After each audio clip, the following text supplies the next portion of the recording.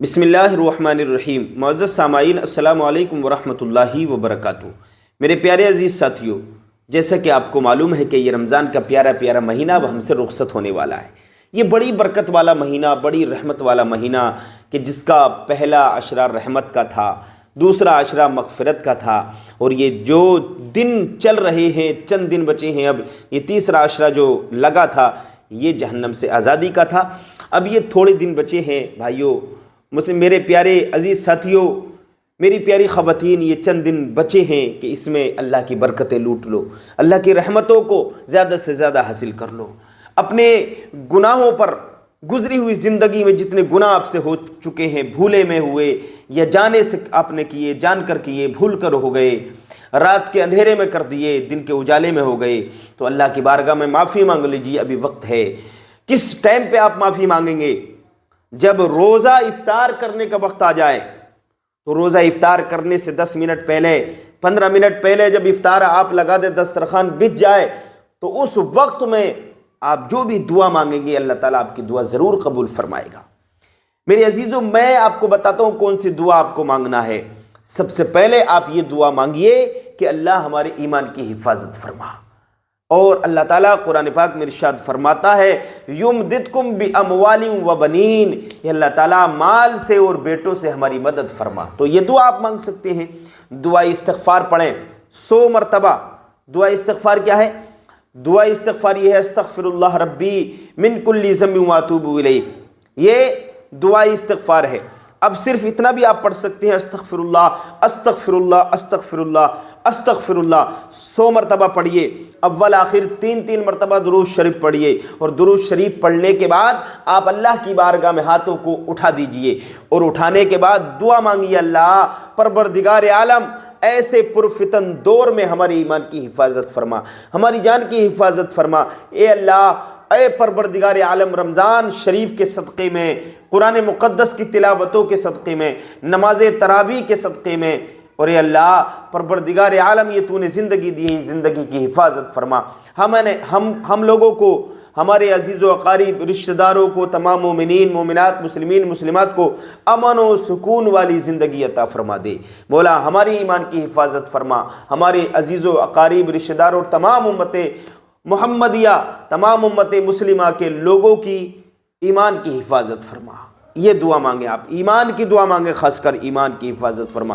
اور اگر آپ کو اولاد کی ضرورت ہے، اگر آپ کے گھر میں غربت ہے، پریشانی ہے، تو آپ یہ بھی دعا مانگ سکتے ہیں کہ اللہ مال سے اور بیٹوں سے ہماری مدد فرما، کیونکہ یہ اللہ نے قرآن میں فرمایا یمددکم باموال و بنین، یہ اللہ مال سے اور بیٹوں سے ہماری مدد فرما۔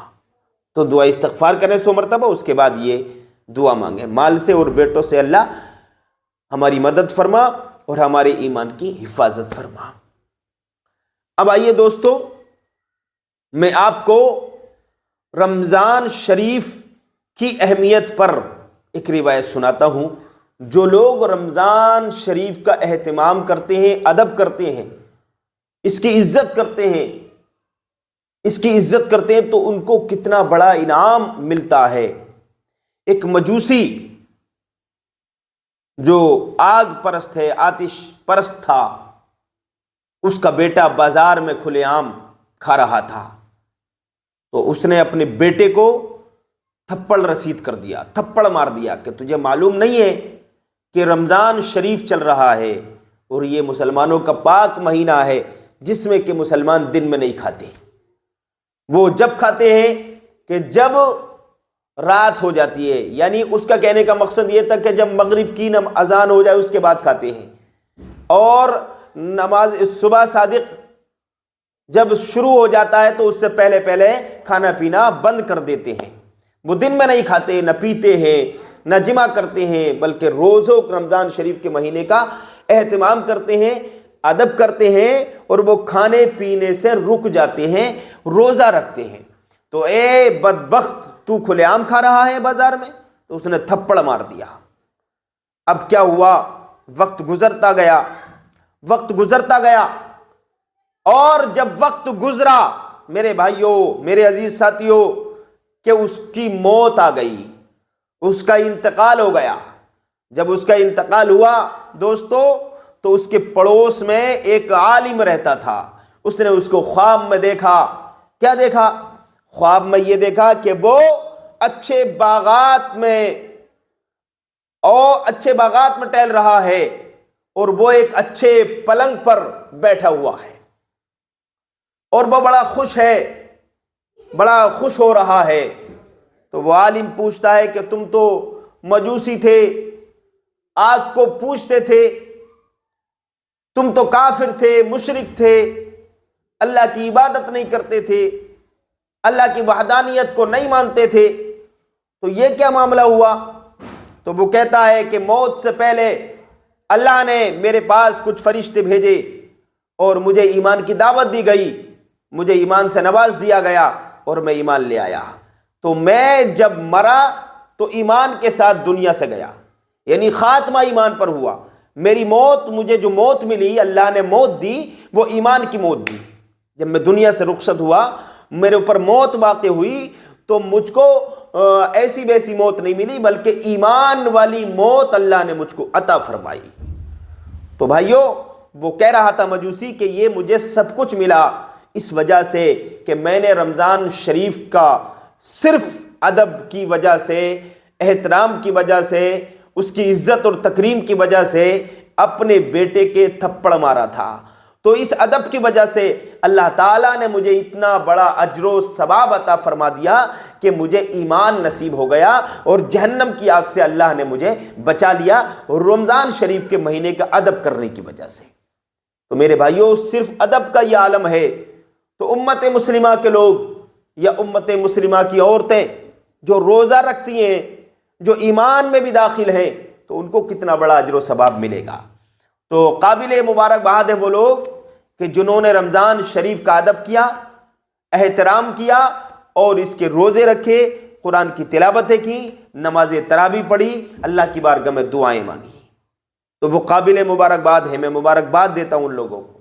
اللہ تعالیٰ آپ کی، ہماری، سب کی، ہمارے جتنے بھی فیملی ممبر ہیں، ہمارے جتنے بھی سبسکرائبرز ہیں، ان سب کے لیے دعا کرتا ہوں، وہ ہماری فیملی کے لوگ ہیں، میں سب کے لیے دعا کرتا ہوں اللہ تعالیٰ سب کی دعاؤں کو قبول فرمائے، سب کی عبادتوں کو قبول فرمائے۔ اب میں یہاں پر آپ کو ایک حدیث قدسی سناتا ہوں۔ اللہ کے نبی حضور علیہ الصلاۃ والسلام نے ارشاد فرمایا، آقا علیہ الصلاۃ والسلام ارشاد فرماتے ہیں، اور وہ کیا ارشاد فرماتے ہیں؟ ارشاد وہ اللہ تبارک و تعالیٰ کا ارشاد ذکر فرما رہے ہیں۔ حدیث قدسی اس حدیث کو کہتے ہیں کہ بیان کرنے والے مصطفیٰ کریم ہو اور کلام اللہ کا ہو۔ تو آقا اللہ کا کلام سنا رہے ہیں، اللہ کا فرمان سنا رہے ہیں۔ اب کیا ہے اللہ کا فرمان؟ اللہ تعالیٰ ارشاد فرماتا ہے کہ ابن آدم جو بھی عمل کرتا ہے، آدم علیہ السلام کی اولاد جو بھی عمل کرتی ہے، اس کا اجر اس کو جو دیا جاتا ہے وہ 10 سے لے کر 700 تک یا اس سے بھی زیادہ عطا کیا جاتا ہے۔ ابن آدم کوئی بھی عمل کرے، یعنی آدم علیہ السلام کی اولاد، ہم سب حضرت آدم کی اولاد ہیں، اور قیامت تک جو بھی انسان دنیا میں آئیں گے وہ سب کے سب حضرت آدم کی اولاد میں شامل ہیں۔ اور جب سے یہ دنیا بنی ہے اور قیامت تک یہ دنیا باقی رہے گی، سب کے سب اس دنیا میں حضرت آدم کی اولاد کہلائیں گے، چاہے وہ مرد ہو چاہے وہ عورتیں ہوں۔ تو اب اللہ تعالیٰ مومنین کے بارے میں فرماتا ہے، یہ مسلمانوں کا ذکر ہے یہاں پر، کہ ان کا جو بھی مسلمان عمل کرتے ہیں، مومنین، اللہ کے مومن بندے، ایمان والے بندے جو بھی عمل کرتے ہیں، تو اس کا اجر اس کو 10 سے لے کر 700 یا اس سے بھی زیادہ عطا کیا جاتا ہے۔ لیکن اللہ تعالیٰ ارشاد فرماتا ہے کہ لیکن روزہ خاص میرے لیے ہوتا ہے اور میں ہی اس کی جزا عطا کروں گا۔ یہ اللہ نے فرمایا کہ روزہ میرے لیے ہے اور میں ہی اس کی جزا عطا کروں گا۔ اب میرے عزیزو، اللہ تعالیٰ کے ساتھ، اللہ تعالیٰ کی ذات کے ساتھ روزے کو، روزہ دار کی جزا کو جوڑا گیا۔ اب دیکھیے یہاں پر میں اس حدیث پاک کی تشریح تھوڑی سی بیان کرتا ہوں۔ اس کے اوپر تبصرہ کرتا ہوں کہ علماء اکرام کا اس کے بارے میں کیا بیان ہے، محققین، محدثین، مفسرین اور صوفیہ اکرام اس کے بارے میں کیا بیان کرتے ہیں۔ اب آئیے یہ روایت اور سن لیجئے۔ علماء اکرام اور صوفیہ اعظام کے نزدیک جس روزے کی جزا اللہ تعالیٰ نے اپنی ذات کے ساتھ خاص کی ہے، اس سے مراد وہ روزہ ہے کہ جس میں روزہ دار روزے کی تمام ظاہری اور باطنی شرائط کو ملحوظ رکھے، مثلا قول و عمل، یعنی جھوٹ نہ بولے، غیبت نہ کرے، جغل خوری نہ کرے، کسی کی برائی نہ کرے، کسی جھوٹ جو اس کے سامنے بولے تو اس کی جھوٹ پر بھی ہاں میں ہاں نہ ملائے۔